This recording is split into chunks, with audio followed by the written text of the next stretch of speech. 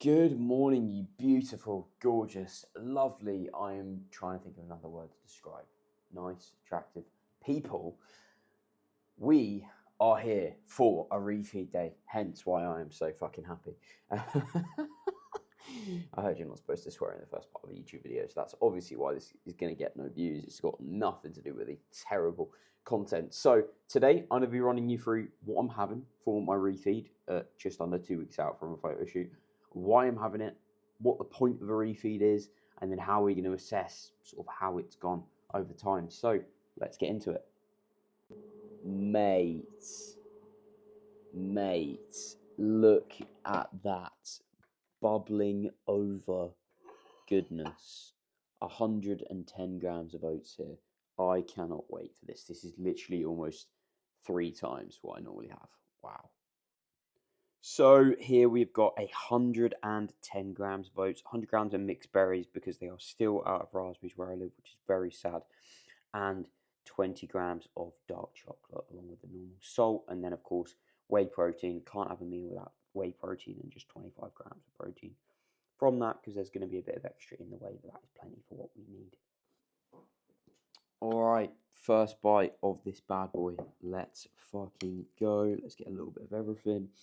Oats, some whey's obviously mixed in, as is the berries, but the dark chocolate as well.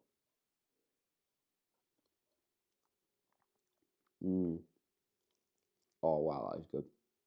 He says like he hasn't been eating this every day for the last 3 months, but it's just good to know that there's more of it. I mean, I'm actually eating this with a normal sized spoon now as well. Oh, wow, that hits the spot. Very, very, very nice. So, the point of this refeed is essentially, we noticed over the last couple of days, subjectively, I was just feeling worse. Training performance was worse. I regressed on most movements yesterday, for example. Whereas before, I'd been maybe regressing on a few, maintaining a few, progressing some, which is all right, but almost regressions across the board is not particularly good. Is it now? We do not want to be regressing. So we're bringing this in to give me a bit more food, which is going to top up my glycogen, help with training performance there, which is going to mean that I can keep maintaining or progressing my lifts over the next couple of weeks before the shoot. Obviously, next week is going to be tapering down, and I'll run you guys through all that sort of process anyway in terms of chilling out training-wise, eating a bit more food to fill up those sort of things. Okay, so it's going to top up my glycogen stores. It's going to subjectively feel nice. Hopefully give me a bit more energy, at least for today and the next couple, as I sort of burn through all of this stuff essentially. But we want to make sure that refeeds are a tool that you use sparingly. It's not like, you had one bad training session, have a refeed. Like, if they're consistently getting worse and worse, maybe it's a good idea, but it's definitely not something you need to bring in until you've lost at least fucking half the body fat you did have to lose. Bish, bash, bosh. The rice is done for my second meal, as is the potato for later on. I just have to top it up. Damn, that is looking nice and crispy. Cheese, because I only had 200 grams prepped, so done some extra, done some rice for meal 2, but I am off to the gym now for some PT, so I'm going to bang this in a container and take it with me, because if you don't plan or prepare, whatever the fuck the phrase is, then you are prepared to fail. Get off the spoon, you bastard. Okay, we're going to have to do this manually, boys. Second meal, pre-training meal there, and it was absolutely lovely. Once again, I am full, which is a very, very nice change over the last couple of months. Well, especially the last couple of weeks, I've started to struggle hunger-wise. I'm not somebody that's going to like, oh yeah, I'm going to cheat, but I'm just feeling like I'll eat a meal and I'm literally hungry half an hour later, which is not particularly fun. But it is what it is. I personally find it easier to not eat than to force myself to eat when I'm hungry. So that's okay. That's not the end of the world, is it now? You may notice that it's basically the same foods as what I was eating before. It was chicken, vegetables, pineapple, which we were having anyway, and rice, which I was having for a really long time before we literally just swapped it out to potato there. So all foods that I know will digest well for me. The worst thing you can do is go, oh yeah, get more calories and add in loads and loads of random shit. Like the digestive issues that I've got now is just because I've eaten more food. I'm eating basically double what I was yesterday today. So I'm going to feel a little bit fuller. It's going to take a little bit longer to get through things because there's simply more food, but that's not issues and inflamedness because I've picked decent food choices. This is the part where I've just realised I am a complete and utter moron because I didn't actually tell you guys what that meal was. So 150 grams of chicken there, 50 grams less than usual. So I did put 50 in the bin, which was quite sad. I do like my chicken mince. Chicken mince is the best. Like, cheaper, nicer, and cooks better, more even distribution. It's literally the triple threat. Then 90 grams of rice, 100 grams of pineapple. No beetroot today, just because that's what Kieran said to do, so that's fine. And 20 grams of cashew butter, which is like literally godly. All too well that anytime you reach a new high or achieve some new kind of bar, hooray, we did it. Immediately, the next thought after that is, oh fuck, I now need to do it again, but better. That's now the next minimum. So, third meal here is, oh, camera's moving. Let's try that one again. Exactly, jeez, look at the forearms. Exactly the same as meal number 1. And this is supposed to be meal 4, but I'm at work and this obviously takes time to cook. I want to eat it hot because it's nicer hot. So I'm going to shuffle this around and have the beef meal next. That's fine. That's all right. You can move meals around. Main thing is they get done across the day. Especially considering that the carbs across the day here aren't significantly different from meal to meal. It's a fairly even split. So it doesn't particularly matter. I like this meal likes me. So that is all okay. So yeah, I've got 2 more here.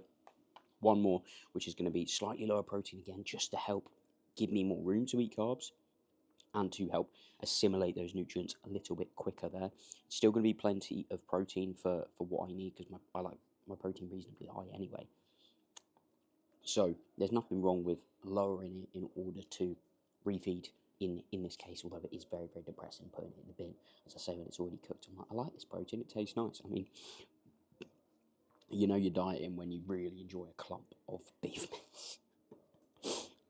And for anyone that does like their dark chocolate on their oats nice and melted, go to Lidl, get the salted caramel 70% on. It's really, really good. Lidl's the only place that does 70% that's like actually flavoured.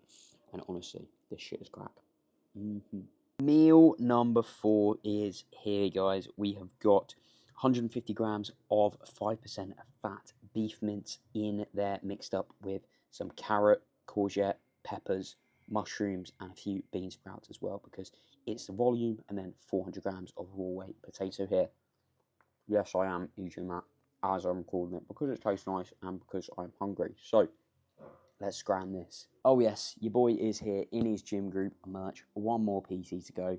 I'm just going to tuck into this and then I will be all done for the day. So the reason that we're only running this for the day is because, you know, I've got at this point another week of like actual digging to pull off another 2-ish pounds, get me down to about 145, and then I should be very, very ready. I mean, literally in the last 3 pounds, my legs have come in like crazy, because they're my fattest body part, so they take the longest. And if we were to refeed for, you know, 2 or even 3 days, it's just going to take away from that total fat loss. And that's the issue that a lot of people have, is that they're constantly like worried about losing strength, getting flat, not keeping all their size, when it's like, okay, you can stay full all the time, but you will also stay fat. Or you could run yourself a little bit flat and have a good coach in your corner, hire me, and they will explain to you and get you into the position where, okay, yeah, we maybe need a refeed now. Like, you don't need a refeed after you've been dieting for 2 weeks, okay? You don't need a cheat meal. Your problem isn't that you haven't been eating enough food. Your problem is that you haven't been dieting for long enough and probably not fucking stick to it if you're worried about refeeds as well. That's probably what the issue is, okay? If you're in a consistent deficit, like I was for fucking 3 months, you're going to lose a good chunk of body fat. You're going to be in half decent nick, as I'll probably put up on the screen there. But I'm going to tuck into this because it is hot and I am hungry. Let's go. So here is a comparison of how things are looking shot by shot, roughly synced up here. I have done my best, and the immediate things that strike me is there's a bit more detail in the midsection and the side of my legs here. in the shots. We then get into the rear relax, got a bit more detail in the back posing there. Now it's time for the mandatories. Front double on the right is looking miles and miles better. Just because of the extra sweep I've got to my lats, it looks like there's way more fullness there, which is obviously very nice, and quad conditions about comparable. There's way more fullness in the quads on the side chest, just sort of coming off the knee there, alongside a little bit more detail in the hamstrings. Then when it comes to the back shots, again, that extra sort of fullness has added some more depth, which is obviously more than welcome when it comes to the shots. Then we're getting into the ab and thigh and most muscular. Again, the waist is looking smaller. There's a bit more detail to the midsection, and it doesn't look like the condition in the quads has been sacrificed too much, considering that I've literally had an extra 1,500 calories on top of what I was already eating. That is very good in my opinion. So I'm going to leave you guys to look at these glorious shots of myself. Hopefully you enjoy this thoroughly. Add it to the wank bank, and yeah, have a nice evening.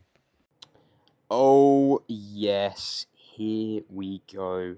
Heaven in a bowl. Literally just straight Cocoa Pops and a little bit of salt, as you can see there, guys. That is the final meal that we have got for the refeed day. I am just going to bang a little bit of almond milk in there. I've made room for that within the calories. So, oh yeah, Cocoa Pops do hit the spot. No water today. I know you guys will be very upset with that. But yeah, that is everything for the video. 90 grams of those, and then I am off to bed. It's legs tomorrow. Hopefully we'll see some nice, I was going to say progressions there, but realistically my goal at this point is to just maintain. So thank you very much for watching this video. I hope you guys have enjoyed. And the next one that you will see is going to be the peak week protocol. So keep your eyes out for that. Make sure that you subscribe.